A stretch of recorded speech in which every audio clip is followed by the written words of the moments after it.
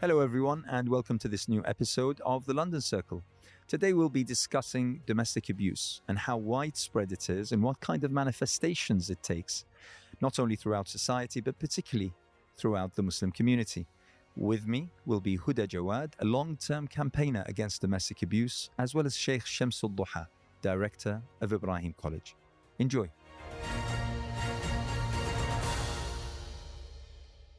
You know, when we talk about domestic either violence or abuse or harassment or the such, it's one of the issues that was always there. I mean, I think I wouldn't be wrong if I said that it's been there since there were families, since there were couples who established a life or established a household. It's really not come to prominence in terms of addressing it as an issue that affects the dynamics of human relationships, starting from the core unit, which is the family itself. Some could even say that actually it starts before that, between parents and children. So when in today's world of highlighting, mental issues and mental health and all these aspects, when it's brought to the fore, we come to realize to a large extent how widespread this issue is, not only within society, but also within our own community as a Muslim, third, fourth generation immigrants. So it's it's something that's quite bewildering in a sense, quite enlightening in a sense, but quite worrying, I have to say. Well, I think with regards to the experience of domestic abuse, it's on a continuum of violence against women and girls generally specific. I mean, it affects men as well, but the percentages tend to be overwhelmingly aimed at women are the survivors or victims, as you may wish to call them. But if the statistics around the world carried out by the UN, carried out by nation states, is 1 in 3 women will experience some form of abuse throughout her lifetime. And that's huge. 1 in 3. 1 in 3 women. So in any gathering that you may have in a home, a dinner party, a mosque congregation, they will have in that room, there'll be 1 in 3 women who have experienced some form of violence. And domestic abuse is the most sort of common, unfortunately. Well, I mean, so that we understand the terms that we're mentioning. First of all, when you say domestic, you mean within a family context. So basically, the perpetrator and the victim know each other. Is Yes. that what we mean? Yes, it's that intimate setting. So a family unit. It could be between some very, very often, unfortunately, it's older children targeting parents, particularly mothers, or it could be between a husband and wife or partners. It could be within, parents. Generally, one parent kind of controlling the household and sort of impacting the children. And Shams, I mean, the people that come to you as an imam, the community leader, I mean, do you get an idea of how deep this runs, how wide this runs? In the community, there are 2 problems of abuse and 2 sets of victims. So women, as Mr. Huda said, I mean, clearly that's usually what gets the attention. But I think just as bad and prominent, right, it's children. So in the community, you will find that the cases that come up, or when people privately speak to you, usually it's one of these 2 things. Obviously, less frequently, I have come across, situations where it's all flipped, and the husband is a victim of abuse, and this is rare, but it usually has a certain, you can kind of stereotype it in a certain way. So often when the wife has a kind of strong family network, husband has come over from abroad, doesn't have that. So in those kind of contexts, as well as in other contexts, you get men also reaching out. For them, it's different. It's like it's expected that they should be able to deal with it, but but they can't, so they reach out. But overwhelmingly, like sister said, overwhelmingly, it's women and children in the community, right? Putting aside the agencies that are looking into this issue and the statistics and their particular focus and so on. In the community, we have a serious issue of various kinds of abuse suffered by our sisters and various kinds of abuse suffered by our children. Now, I need to get my head around this. In our religion, in the teachings of our Prophet, peace be upon him, even within our culture, everything points to the forbiddance and to, the gravity in wrongness of abusing those who are under our guise, that are under our care. Whether it be as parents, whether it be as siblings, whether it be as children, whether it be as colleagues, so why? I mean, we sometimes focus too much, I feel, on the victim, and probably rightly so, and the kind of formats of abuse that they've come under. But has there been an investigation as to what is the mindset, what is the driving force behind the perpetrator doing what they do? I mean, where does this come from? I don't understand it. I think, there are various perspectives as to why this happens, and different people with different sort of ideologies or points of view would think differently. But ultimately, at the heart of an abusive relationship is this idea of power and control, and the idea that the person, it's an all or nothing sort of zero-sum game. Either I'm in charge or I'm oppressed in the mind of a perpetrator. And I think you can, talk about psychological influences, childhood trauma, and all that kind of stuff. But at the end of the day, you will have people, children who have gone through abuse and they don't end up being perpetrators. Or you will have people who have had perfect childhoods, really nurturing family relationships that end up perpetrating abuse. And I think it's really important to kind of, for our purposes, to really clarify the parameters that we're talking about. In this country, domestic abuse is defined as, a harm, and whether it's one instance or a sort of a series of occasions where any form of violence, quote unquote, and it could be physical, emotional, psychological, sexual, economic, that happens between a family unit or intimate relationships from the age of 16 and over. Anything under 16 is deemed child abuse. And so that's very important to clarify. So it's I think we can, and it's not limited to a particular group of people or religion or class or anything. Unfortunately, in this instance, domestic abuse is very meritocratic and democratic. It can affect anyone from any age, from any background. Does an abuser realize that they're an abuser? I think they do. Mm-hmm. It's Absolutely. rare to be able to pin them down and be able to have a word with them. But when it has happened, I think they do. But in the moment, they create justifications, right? Whether it's authority and power, she should listen to me, etc., or whether it's they feel less responsible because they feel like they were riled up so much that they lost control, etc., etc. And often there is a regret, but what we often find is that regret and then repeated abuse kind of go hand in hand. So almost always the story, especially in the beginning when it first starts, and a woman is putting up with it and she wants to make her marriage work, she wants to make her relationship work, she often the basically she forgives and perhaps for some time forgets in the beginning because of how profound the regret is afterwards, right? But then it happens again and again, and then each time there is the regret and there's the kind of almost a kind of punishment of the self, right? You even see things like that, particularly I've seen it in the cases in the Muslim community.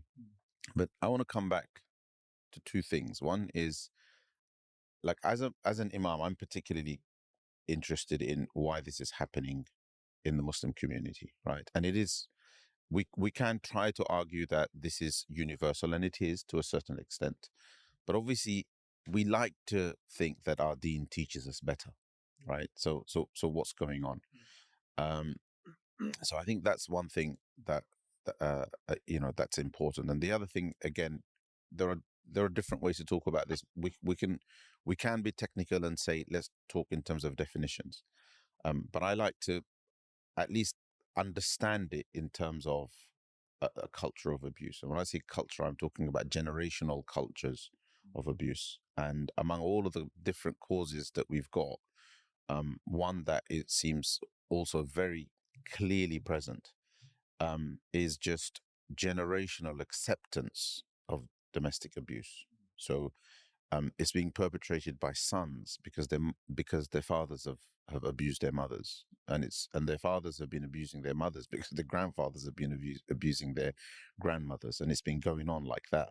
And in certain cultures, it's very prevalent. It's normalized, isn't it? And it's normalized. I remember, by the way, I mean, you just reminded me. I remember a friend of mine who, in defending himself or trying to defend himself, he said that it was his mother who egged him on to beat up his wife. And it's not surprising. I found that totally astounding. I didn't believe him at the beginning, but when I relayed the story to someone, they said, "Yeah, absolutely." It's not uncommon at all. It's not uncommon at all. And again, because it could be that the psychology of the mum is that this is how my husband kept me in line, because the idea is that. And this is where it all starts to get a bit muddled, right? The idea that, it's part of the husband's kind of role is to keep everybody in the family in line, whether that is through words or. In terms of proportionality, I mean, and again, this is just trying to understand the problem. How does it, in terms of numbers or figures or percentages, how does the Muslim community fare among society? Let's say British society as an example. Like from my experience of working with survivors of domestic abuse, it mirrors whatever the wider society is. So we're not uniquely more likely to experience domestic abuse than anybody else or any other community. But because Islam is so clear, as you said rightly, about kind of the gravity of this kind of abuse, we are shocked by it, and quite rightly so. And so I don't think we are overrepresented or underrepresented, but I just think for us as a community, we never think it's that bad because we should know better and we're Muslims. But unfortunately, we are part of a wider trend in society that deems this kind of phenomenon to be acceptable, and it's a generational thing and a cultural thing, regardless of whether you are a type of Muslim or non-Muslim. It is assumed that there are gender roles and there are certain roles that a man needs to fulfill, and there should be certain dynamics in a family. And if we steer away from them, then something's wrong, and we need to steer the ship back in the right way, which is unfortunate because in Islam, a healthy ummah starts with a healthy family. And unfortunately, our ummah is very, very sick. And I like to help people understand it by pointing them to how widespread child abuse is in the community. And when I say child abuse, I'm talking about the full spectrum of it, but in particular how prevalent in many of our communities, violence against children continues to be prevalent. Not just, it was something of the past and now the government has banned it and things like that, but it continues to be the problem in homes. It was a massive problem in institutions, right, in educational settings. And you still will come across people saying, well, the government's now kind of stepped in and banned it, but sometimes it's necessary. And I remember once speaking to kind of leaders of the community, imams and people like that. And so I speak about this. This always pops up if I'm speaking in the community setting. Then the issue of the beating and smacking of children, and again, it's important to clarify terms.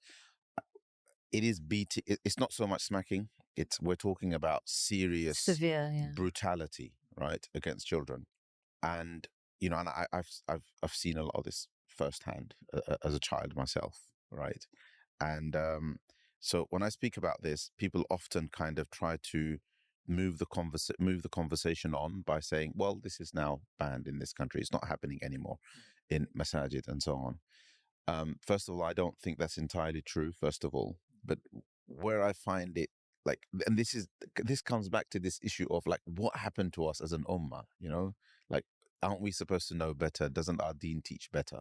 And this is where I start to think, okay, something else is going on here. You know, there's something more fundamental that's broken. You know, like two adults, one maybe there's you know, there could be an issue of like they don't like one another, and because adults can get along and they can not get along, right? And that can lead to all sorts of things. But fathers and their children, mothers and their children, teachers, imams and their students, for me, like that makes a lot less sense, right? And if that is something society continues to tolerate, right, then they would certainly tolerate, you know, one adult kind of abusing another adult because of the power dynamic, right? Because, you know, over here where you'd think children, right? The whole kind of rahma and things like that, and who hates their own children? Do you understand? You know, children. Anyway, so I'm speaking. Let's finish that story off, because this contradiction is really important, right? So these are all imams and so on and so forth, and all of them have a role that they play here as as imams and teachers and so on. But they almost every single one has a role also in their country of origin. They're over there. They're figureheads, sitting as on the board of a madrasa, you know, on the board of a masjid. They're you know, they're sort of a principal from a distance, right? You know, they have a kind of deputy head back home who runs things, right? And despite the fact that they're trying to fob off the conversation here by saying the government's banned it, it continues to be prevalent in every single one of their madrasas back home. And if we are one ummah, then protecting our children here and protecting our children over there is exactly the same duty. Absolutely. And the same weight and same importance. And that's how I say to people, look, it's not gone. It's not gone. If the government hadn't banned it, right? If the government hadn't stepped in and banned it, or hadn't come down, if officers hadn't come down and there hadn't been these stories of people going to jail, etc., it would have still been happening. That means there's something more fundamental that's broken. Can I just clarify one thing? You both have extensive experience in this particular field. If a victim was to come forward, whether woman, man, child, was to come forward and to make a claim that they have been abused one way or another, how serious would that be taken? And how positively would that be enacted on? I think that's a really, really important question. But also, there's a lot of different responses. You've got a criminal justice response, you've got a legal response, you've got a pastoral community response, and it's about what are we looking for? What is the survivor wanting, essentially? And so that's one. But also, statistics in this country have shown if you are from a Black or minoritized community, you are more likely to wait longer to seek help than a white person or a white woman. So you will wait until 30 instances of abuse before you pick up the phone and ask for help. And also, the people that you will always ask first are friends and family. And that's why friends and family and imams like yourself and the community are so important, because it could be your one chance of getting some help and support. And so it's really important that we know how to respond when a survivor or a victim comes forward. And unfortunately, the response depends on who you get. If you're looking for a legal response in terms of like, you know, the police, it really is a postcode lottery. Some police might come in and help, some police might not. But and similarly with the other responses that you might seek from, you know, agencies like social services or you know, the community, But regardless of that, when a woman seeks help, it's got to be so bad for her to ask, because she is thinking about many things, not just her experience and the violence, but what it means for the family, what it means for the husband or the perpetrator. Because if you are a man who is not white, the response and the consequences for you as a perpetrator of domestic abuse who is not white is very, very different if you are a white man getting reported or identified as an abuser. And so you constantly see that women, if we're talking about in this instance about Muslim women, are ultimately also thinking about the consequences for their abuser and trying to safeguard their abuser. Because, you know, if you are a Muslim, you are targeted specifically by this society in a particular way, and particularly from a legal perspective. So you also think about your children. Will there be, and the response is always exaggerated or more punitive if you are a Muslim person seeking support. So will these children be taken away? Will the husband be treated more badly, disproportionately? Will she get any support? And what about her community? Will they ostracize her and say, you brought the police who are inherently racist and Islamophobic So to she help might you? lose that network of support. Exactly.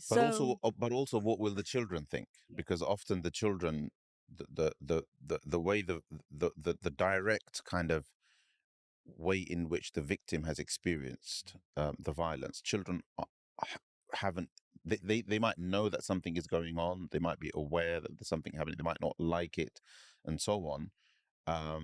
But they often, when it comes to that point, you know, where the victim has decided enough is enough, and sometimes that enough is enough point isn't because they've had enough of the violence. They've often accepted that they'll put up with it for the rest of their lives if they have to, for the sake of the family and their children. But often they get to that point of enough is enough because something else has been added, that the violence has been compounded by some other form of abuse, right? You know, like recently I came across a case where, after all of the emotional neglect and the abuse and, you know, the odd instances of violence and the controlling behaviors and all of that, there was also a point at which the man's decided to also move on, right? You know, after all of that, he's decided, oh, okay, you know, I can go look for, you know, a younger model, basically. And that was the point, which means that had that not happened, then despite all of the abuse, you know, she would have continued. The setting might have continued. She would have carried on. She was willing to carry on for the sake of the family, for the sake of the children, right? But then the conversation's really difficult because to get to a point where the victim is able to say, this is what I want, right? It's really, really difficult, right? Because it's such a hard decision, and often they're concerned about what are the children, and the children by this point, you know, it's not always 2-3-year-olds, 4-year-olds. The children could be 16, 17, 18, right? And they've got a mind of their own. They have a very kind of independent relationship with the person with their father in this case, right? Who is also the abuser in this situation, right? So there's this triangle. But it's really interesting, which is really when complicated. when we talk about for the sake of the family, and we never talk about the perpetrator stopping the behavior for the sake of the family, because somehow there is this assumption that, oh well, you know, he's a man. Yeah, and this is how this is what they do. This is what they do. You know, he's a bad apple. Whereas it's really interesting that the person who is being victimized is thinking about everybody else and the consequences for the family. I want to move on to this because this is extremely important. But before that, I mean, in terms of what you said about the kind of response you get from whoever you're, you know, as a victim making the claim to or at. So is it also adding to everything else, everything that you've talked about, you know, the consequences on the family, on the children, on the social network and the like, added to that it's very, very likely that the claim won't be taken seriously, or that the reaction and consequences will be totally different from what the victim wants or expects, Is that a consideration? Absolutely. You've got to realize on the spectrum of abuse, you know, and I'm sure you have experienced this, the victim is completely cut off eventually from any support network to the extent that they no longer trust their own judgment. So they think, because they keep hearing, you're stupid, you're thick, you don't understand, you're wrong, You'll blah, never blah, blah. make it on your own. You're nothing without me, blah, blah, blah. And so if nobody else tells you anything different, you start to believe it. And so you think, is this all in my head? Am I making this up? And so, but the stakes of seeking support are so high because also the victim is also the expert in their own safety. And if they've been told, if you tell anyone, I will kill you, harm you, hurt the children, chuck you out, all of that stuff, I will tell social services. Very often immigration is used as a lever. If you're a woman who is on a spousal visa or your immigration is irregular, that is also used against you to keep you and control you. So you've got to the stakes are so high and you've got this one chance, and the response could be so bad that you end up either kind of betraying the abuser to the extent that the repercussions are so severe that it's not worth asking for help, or that you end up creating more problems down the line because of the involvement of everybody else and you have no control. At least, as you said, in that position when the wife was willing to put up with it because she was still had some sense of control, in the sense that, you know, I can pacify him, I can look after the children, I can control the situation. But when there's an outside force, it's absolutely like there's nothing. Okay, let's now talk about well, if there is any remedies or ways in order to counter at least the rise of this particular phenomenon within the community. You as an imam, Shams, I mean, I'm pretty sure that in many of your lectures, in many of your talks, in many of your sermons, you address this particular issue. Is that making a change? Is that making a difference? First of all, it's not very frequent. How many times have we seen domestic abuse being addressed on the minbar? Personally, never. Right. Wow. Personally, never. So there you have it. So I've addressed it a few times. In fact, recently a domestic abuse case came to my attention. I was driving back from the masjid, and my phone just started pinging, right? And I ignored it once, ignored it twice, and then the third time I picked up, and it was a distraught relative who'd found out that, you know, that a cousin who'd got married a few years ago was suffering abuse, and then I got the full story, right? And it was so violent that, you know, I it was Thursday and the next day was Jummah. So whatever plans I had, right, you know, this was the topic, right?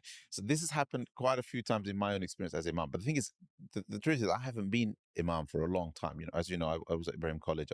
I was working in an academic setting. I was imam before that. But in all of that experience, the one pattern is that it's very rare for it to be addressed in the minbar, and there are no structures in place in masajid. Okay, first things first. Why is it so rare that it's addressed? Because we have a long list of issues to talk about. Yes, no, that is it, right? You know, because people are so, you know, and also we overestimate what the minbar can do. Right, I don't think the minbar has as much power as people think it has. First of all, it's only a once a week opportunity. So if you think about it, you have, you know, 52 or so Jum'ahs in the year, right? So you have 52 opportunities to address where you have pretty much, you know, 80-90% of the community. What do you do, right? Now, Ramadan's here, for example, right? The whole of Sha'ban, the whole of Ramadan, you're just going to be speaking, you're going to be repeating the same hadith, the same verses, speaking about the same issue. There's no room for anything else throughout Ramadan. Ramadan enters, you're going to talk about the first 10 days, people are going to talk about the second 10 days, then they're going to be talking about the last 10 days, and etc., etc. So that's 8 out of 52 weeks gone. Hajj comes, right? That's another 4 weeks gone. All right, so that's 12 weeks of the 52 gone. Then Christmas comes. You have all of these kind of dates in the year, right? In our masjid, for example, February. There were at least 2 khutbas on the fact that it's LGBT History Month. There isn't really much left, after you go through all of the calendar dates and everything, and all of the Islamic dates, and etc., etc. There's not that much. There actually aren't that many weeks left, and in those remaining weeks, let's say 30, right? You have an infinite number of topics to cover. Okay. That's in terms of logistics, but let me get to the point that I wanted to make. My main point is we overestimate the power of the minbar. Although that's useful, it is useful, and it certainly needs to be utilized. It's not the solution. Is it an uncomfortable subject to address? Not really. I mean, imams are good at giving speeches, right? We just speak about it. It's not a big deal. You don't get too much blowback or pressure? No, never had blowback. I don't think people have a problem with the issue being addressed. It just doesn't get addressed because imams live in their own little bubbles, or there's just too much congestion. You got this one Friday, and you could speak about any number of issues. And what I've noticed about the masjid, right, now that I've gone back into one, it's been a year that I've become imam again. In the masjid, I've noticed that the community demands that the topics that are addressed are directly in some way connected to the masjid. It has to be about pure religiosity. There actually isn't a great demand for social issues. People don't want to talk. It's like, stick to the spiritual stuff, right? When you go to iman even in terms, exactly, and even when you think of the function of the masjid, I to my surprise, right, people care more about the 5 salahs and who's leading them, and are they being led and started on time, etc., etc., than they care about what the educational standards are of the madrasa, that which is the only other prominent service that most masjids deliver. Right? It doesn't even go from salah to the education of the children, right? Social issues are way kind of back there in the queue somewhere, right? So the imams are also under no pressure from committees, from their employers, to address these issues. I was just going to say, but I think, I really hear what you're saying in terms of like the overestimated impact and power of the minbar. But, and I really understand that imams do experience certain forms of pressures that we assume that they are there to solve all problems. They have the answer to everything. They should be everywhere. They have no life. They're not allowed to have a life. They're not allowed to have a family. We call upon them anytime. There is no like working hours. But also, I do feel that there is creativity in because I could address domestic abuse in all of those dates that you mentioned, and I can find ways of embedding the message around equality and barakah and hasana and the sacredness of family relationship in a way that very directly links to Hajj and Ramadan and Shaban and all of that stuff. But I think that's what you allude to is really interesting, is the idea that the community wants all the spiritual stuff without the social stuff, because I think we have we have turned our deen into a ritual. You go to the mosque, you do the prayer, and then you come out. Yeah, you've ticked the box. Yes, there is no assumption that actually my Islam and my deen is my way of life. And so my social issues are very much my religious priority. And I think that's that dissonance in our community that thinks the mosque is there for when I fast, for when I need religious guidance. Of course, the imam acts this bridge between the social and the spiritual, and that's really, really important, and it's a hard job, and so I don't envy you. But I do think we as a community assume that religion is a thing that you do on a Friday, a bit like what we used to mock the Christians for. Oh, my religion is not I go on a Sunday to church. Well, actually, we have become that. We have become this kind of mechanical slot where we say, this is what I do on a Friday, this is what I do on a Saturday, this is what and all the other times I'm a professional, or I'm I don't know, whatever it is that we live in. But but we need to equip our community, whether it's imams or families or whatever, and the women's role in the community is huge. We may have, women's role as informal alimas or informal sort of leaders within the community is really, really I important. mean, when we're talking about mosques, the first thing that comes to mind is how many of our masajid, we have about 2,000 throughout the country, how many of them actually have prayer spaces for women? I mean, that in itself is an issue. So to an extent, even when you're trying to address these issues, you have a large chunk of society that isn't there. They're not present. They've not been empowered by the message. Just to finish that thought, right? So when I say we overestimate what the member can do, I'm going beyond sort of the member's ability to just raise an issue, raise a flag, right? And you're right. This is a tough one, okay? But in terms of, if you look at traditional Arabic wordings of khutbahs, right? Sometimes they can squeeze in so many different messages because hadiths can often be, they're jawami'ul kalim, right? So they're such comprehensive and concise bits of speech. It's part of the miracle of the Prophet ﷺ that you can squeeze in 10 hadiths on 10 completely different topics, right?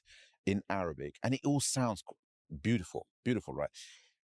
It's really difficult to do that in English. Really difficult, right? I've thought about it so many times and it's really hard. I mean, you can go from the beginning, from the taqwa of Allah and usikum bi taqwallahi, fi sirri wal alan, and then you move on to salawat on the Prophet alayhi salatu wasallam. You can squeeze in so much.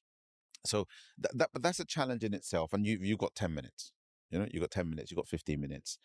But what I mean by we overestimate the power of it is that it stops there. And let's face it, we've been talking about salah and punctuality in salah and iman and spirituality and reducing sin and etc. all year round, right? It doesn't increase the number of people that attend the salah. The number of people that attend salah increases in masajid where there are additional activities and services specifically designed to bring people into the masjid. And this is what I mean about when mosques become beyond prayer halls, exactly, and become social hubs, community hubs, educational hubs. So my sort of favorite kind of phrase here or word here is masajid need to be about services. Masajid need to deliver services to the community. And the whole kind of, this is what has to be the basis of the accountability of the committees. This has to be reflected in the financial structures and their fundraising campaigns and everything. Services, when you talk about services, then you can start talking about what does the community need, right? And if the community has a problem with domestic abuse from a completely kind of objective, universal perspective, which is the way I try to address it. Domestic, we're talking about abuse in the home. We're talking about, women, men. We're talking about children. And I like starting the conversation from children because it makes it easier to get a man to understand that, look, you got that wrong. You'd think that the vast majority agree on the fact that abuse of children is not on. It's not on, and you're still doing it. Yeah, it's like how can we still be doing that when it's like, do we have to put forward verses of the Quran and hadith of the Prophet ﷺ to any human being, right, to argue that abuse of children isn't acceptable? And yet it is, like, honestly, it's heartbreaking because I've seen it, right? I've seen it, and only by utter coincidence did I personally survive it, as in not suffer it, right? So for me, when I look at what's happening to women and when these cases come to me, I think to myself, well, this community hasn't even been able to get that right. Of course, this is going to happen. It's not so surprising. It's just as painful to hear about it and so on, but it's not as surprising, right? So again, the masjid can't be about the member anymore, right? It has to move on. Masajid have to deliver direct services. And when it comes to the only one that we have acknowledged universally, almost across all of the masajid in the UK, is we've acknowledged that we have a responsibility to teach children Islam. All right, so we do that. All right, we do that. And, we do it well, or I don't know. It varies, right? I'm from an education background, so it's not great. Right? You have high standards. Yeah. Yes. Now other services, right? And here, masajid have to resist this urge to do things that are marketable. and start looking. I love the fact that masajid have food banks, etc., etc. But okay, great, right? But please, there's women are being beaten up at home, and they're being financially abused and emotionally neglected, and they need somewhere to go. People have all these mental health problems. They need counselors. Youth, all these problems with youth in the inner cities. We have terrible situations, right? And masajid have one imam, this other imam, often somebody who doesn't understand the context at all. And, and then there's children being taught, and there's questions about that, and at the end of the day, masajid are the annual report in the masjid is we've saved £30,000. Yeah. So it's been a successful year. So my point is, it's got to be, the masajid have to deliver services, right? And that's where we can talk about how they can address, abuse in the community. Absolutely. And but let me move beyond the mosques and masajid.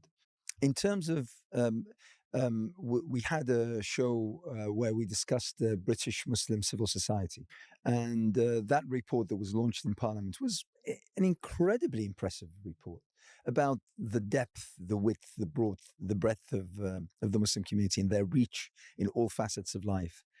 When it comes to the, let's say, charitable sector or non-governmental sector, the area which deals with abuse, domestic abuse particularly, is quite small in comparison to everything else. Shocking, yeah, absolutely. I mean, there's in this country, if we move away from a Muslim community context, the donkey sanctuary gets more money than women's services. So you can tell, there is a pattern here. There's a systemic pattern that says women don't matter, families don't matter. They're not the priority. They're not, it's not nice to hear about violence against women, but it's really easy to look after a donkey and raise money for it. Apparently that's fine. So, but I think in our community, and it's something that I've always struggled with as somebody who worked in civil society, is that we're extremely generous at giving money to people outside of ourselves. It's like we don't deserve the money. This community is too, because we live in the West, maybe we are too rich, we're not needy enough. And there is also part of that is a recognition that we actually have challenges. And that's really hard to recognize because maybe people don't want to know that there's a drug problem with Muslim communities and Muslim youth. People don't want to know that there is violence and degradation, there's abuse, all of that. So they kind of, maybe there is this assumption that if we just don't talk about it, then it's not real. But the number of how many Muslim charities fund helpline for women for domestic abuse? How many fund refuge spaces? How many provide care in terms of housing, in terms of counseling?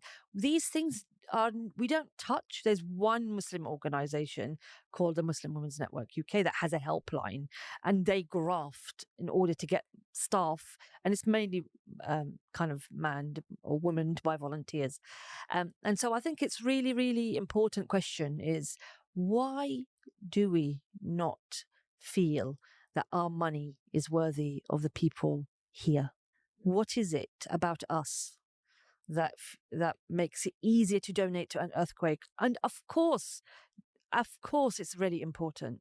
But what are we not seeing?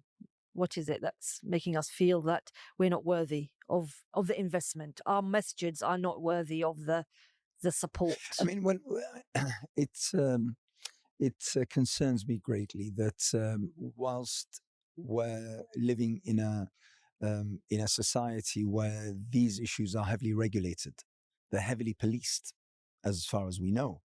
The law seems to be on the side of victims of abuse of all sorts. Okay, now we have the wording, the definitions of various kinds of abuse. I'd hate to even imagine what goes on in contexts where there is less so.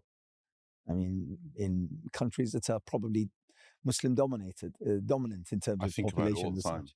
It's scary. I think about it all the time because I spent a year my final year of studies. As you know, in the Dars Nidam, we have this final hadith here, and I studied it in Bangladesh. So I got to see it all at the age of 20. It's an eye opener. And it was an eye opener. And obviously, you got to bear in mind that I studied in madrasas in the UK in the 80s and 90s. So I got to see a fair share of it here.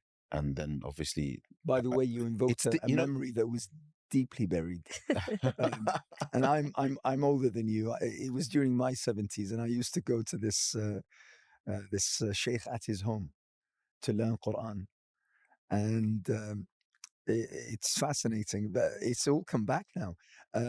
He would sit in front of us. We were about 4 or 5, and he would have a cane, just sitting there. And every now and then, anyone who would make a mistake, as he would just reach to it and touch it, and that would get our hearts racing. That him reaching out for it was, emotional and psychological torment. Brother Anas, I wish, the people that I had encountered just did that. It would be heaven. Right. So, and I don't want to talk about it. I don't want to talk about it here, but,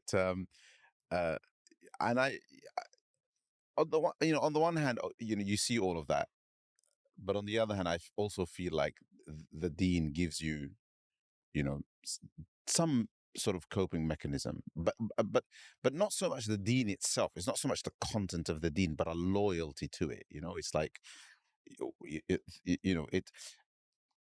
and what was really annoying when I reflect back is that it was all justified. It was all justified using the deen.